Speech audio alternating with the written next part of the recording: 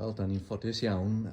Mae y Parchedig Glyn Tudwal Jones wedi cytuno ateb y 3 cwestiwn i ni.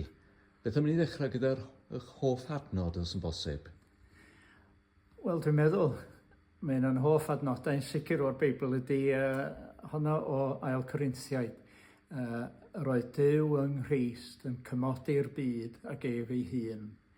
Mae hwnna i mi yn deud y cwbl yn mi ddath Duw i'n byd ni yn Iesu Grist. Mi roedd o yn a thrwy'r bywyd yma a thrwy waith Iesu ar y groes yn cymodi, yn dangos grym cariad a maddeuant, yn cymodi'r byd a Duw, yr adnod, cymodi pobl ei gilydd yn cymodi ni a Duw. A mae hynny mi lawer iawn mwy gwerthfawr yr adnod syml yna na'r holl dreithi sydd wedi bod am yr iawn a rhyw ddarluniau erchyll am Dduw yn cosbi fab ag ati.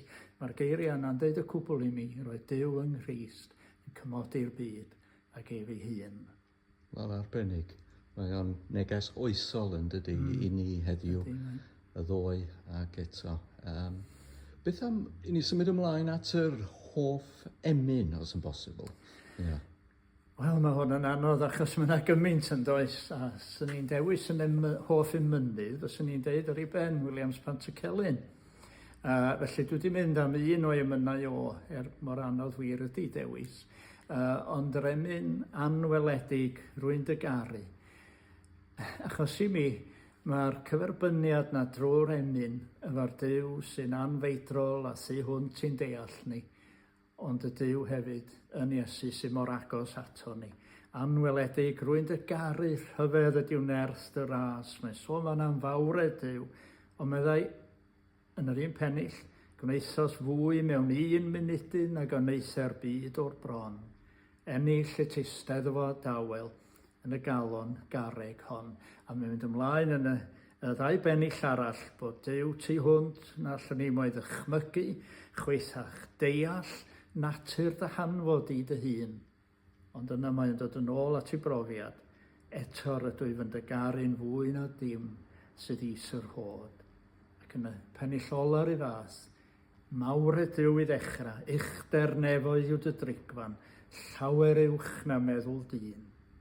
Ond yna mae'n dod yn ôl eto nes wyt ti ymhenaid, ath gyfeillach byr sydd fwy a chan gwell pan fyddi bellaf, na'i cyfeillach bennaf hwy. Mae'r mawredd a'r agosatrwydd yn cael ei bwysleisio am yn ail fel.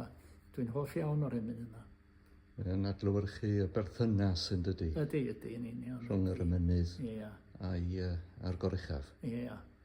Yn olaf, a dyma gwestiwn anodd i chi. Hoff gapel neu hoff eglwys, beth yw'ch... Wel, dwi'n cael y saff yma, taswn ni'n enwi un dwi wedi pregethlu yno, neu wedi bod yn wneud o'r cynnal, ysyn ni mewn trwbl. Na, oedd ei fri y capel ges i magu yno fo, Hebron, Capel Hebron yn hen Golwyn.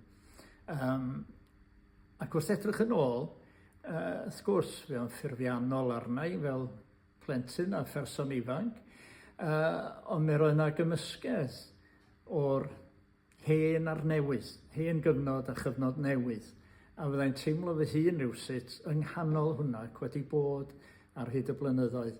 Fe roedd yna bregethu, grymus, coes gan y gweinidog, Parchedig Williams, ddaru'n nghodi fel petai.